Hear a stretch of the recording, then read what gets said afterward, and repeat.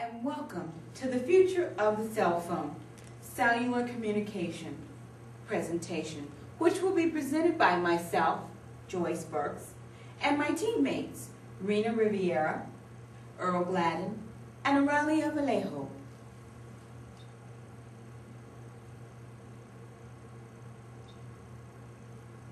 The history of cell phones. A vision realized. The cell phone turned 35 years old last month, but before the very first cell phone call was made by Martin Cooper on April 3rd, 1973, Samuel Moore had a vision, and in 1842, he invented the telegraph.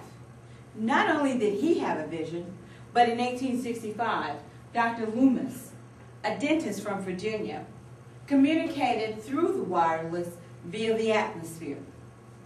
As I stated, Martin Cooper was the first person to make a cell phone call. But the first commercial citywide cellular network was launched in Japan in 1979. And also in 1983, Motorola Dynatec was the first mobile phone to be approved by the FCC here in the United States. Since then, the cell phone has gone through tremendous changes, and there are so many features that we can choose from today. The growth in the affordability, the size, and the features of the cell phone are just enormous. But with all those changes it's still undergoing, you still think that it's an adolescent. Nonetheless, depending on the model that you choose from, here's a list of some of the features that you may opt with your cell phone, such as a camera, where you can take pictures of your family, your friends, your neighbors, and even your enemies. You can play games. You can send text messages as well as receive them. That's very popular with our youth today. You can also store your contact information.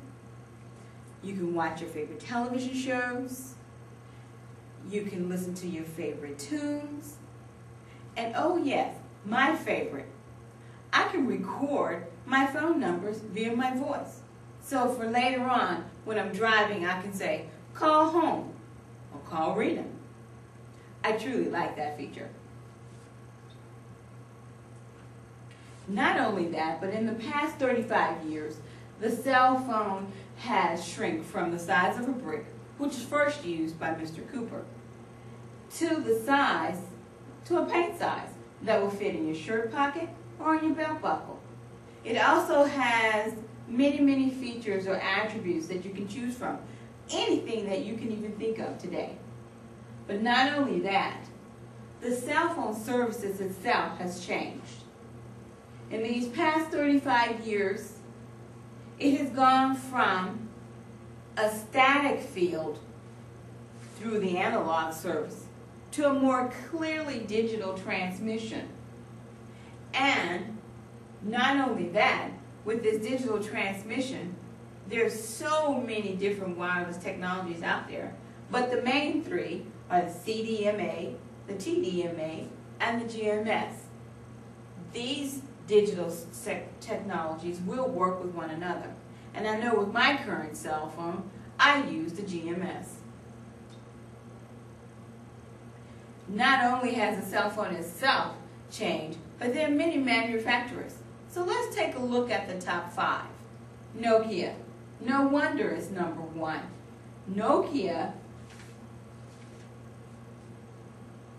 has envisioned the handset using nanotechnology. They've taken the innovation of the e-paper, merged it with nanotechnology to produce a phone that you can actually change its physical configuration at any time you want. Not only that, but Samsung. They've capitalized on the camera, the MP3 player, the mobile television stations, and yes, a GPS receiver. Also, they do have a new idea. The new idea is for the cell phone antenna. Not only is it just an antenna, but it also can be a USB charger.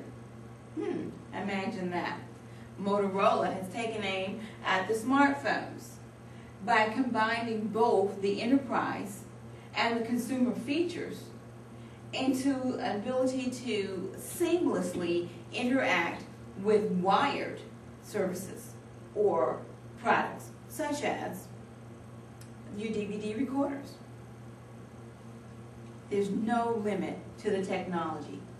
LG is one of the world's largest provider of advanced wireless headsets and accessories, and Google has decided to collaborate with LG and place all of its services on millions of the LG headsets today.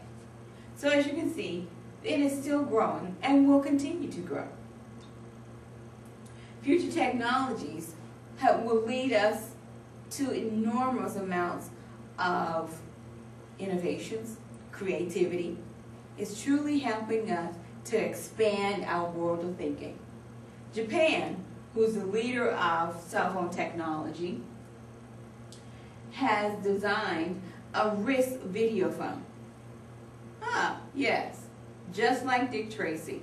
As a matter of fact, I think we're a little bit more advanced than Dick Tracy, because not only can we use it as a watch, but we can also watch television, send text messages, we can receive text messages, and we also can look at our favorite television shows.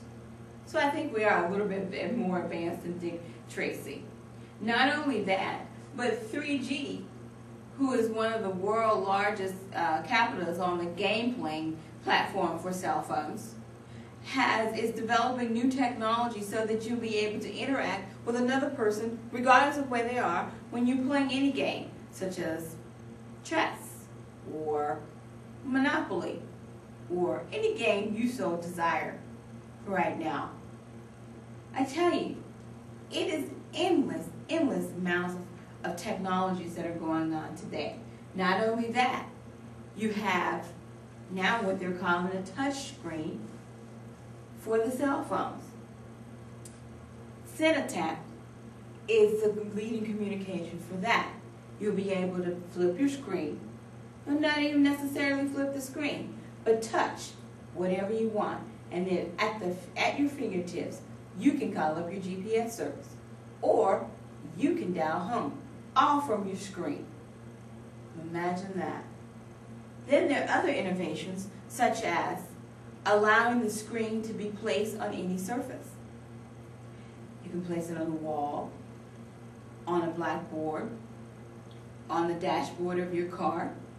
Imagine dialing a phone from the dashboard of your car, and no one else knows what you're doing, but you're punching things on your dashboard. They may say, that person is a little strange. Nonetheless, that technology is being used today, or developed today.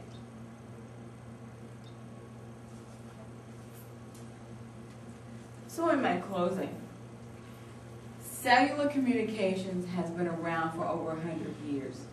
The new technology has opened doors to connect us to the most remote areas of the world. So what does the future hold? Anything that the mind can think of. But let's look at this example, holograms. Say the cellular network connects with the software of holograms. The person that's placing a phone call will be able to project themselves via hologram to the person that they're calling. Imagine what the medical field could do with this. The surgeon with the knowledge of the operation that's going on could project himself or herself via hologram to anywhere in the world and assist the attending surgeon during the operation. That would be a miracle. So as long as there are people out there with visions, the world of cellular communication has no limitations.